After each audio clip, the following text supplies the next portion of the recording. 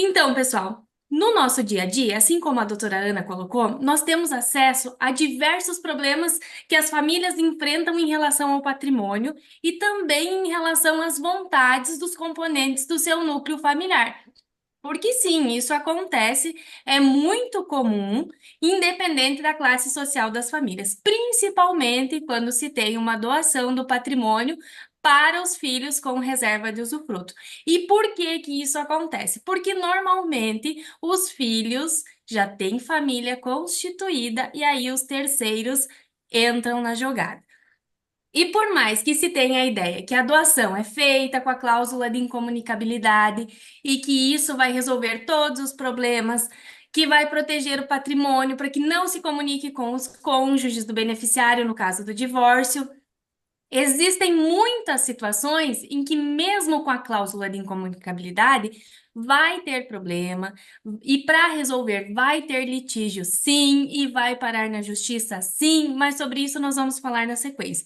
O que eu quero dizer para vocês, pegando o gancho da doutora Ana, é que se tratando de uma estrutura de holding familiar, que é uma estrutura que permite concentrar a gestão e a propriedade dos bens da família em uma única entidade jurídica, a história é diferente.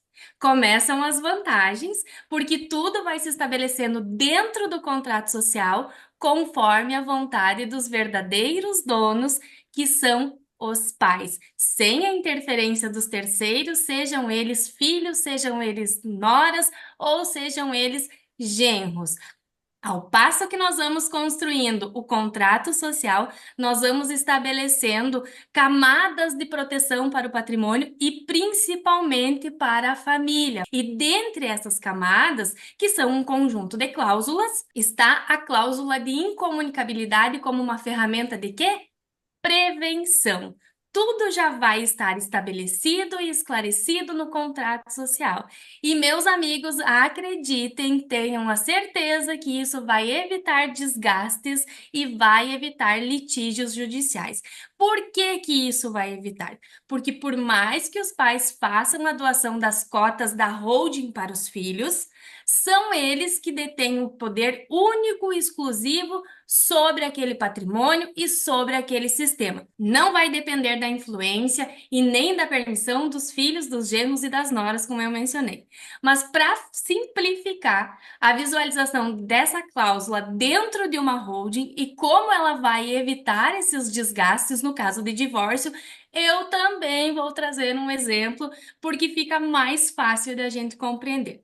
Então vamos lá. Imagine uma família que é proprietária de uma grande fazenda, que é o principal ativo daquela família.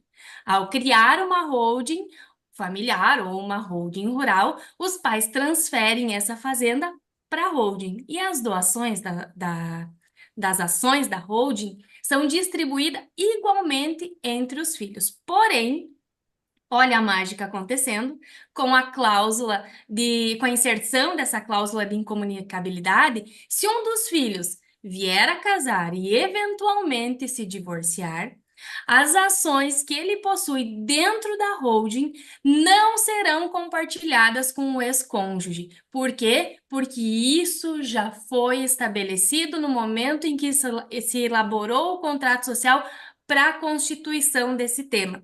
Por mais que isso não esteja previsto na lei, esse ato faz lei entre as partes. Então, ao adotar uma estrutura de holding familiar com cláusulas como a cláusula de incomunicabilidade, a família não só protege o seu patrimônio, mas também fortalece os laços familiares, previne de conflitos futuros e garante que a riqueza e o legado daquela família sejam preservados para as próximas gerações. Então, consegui explicar um pouquinho qual é o benefício dessa cláusula dentro do sistema de holding para a proteção do patrimônio em relação aos terceiros.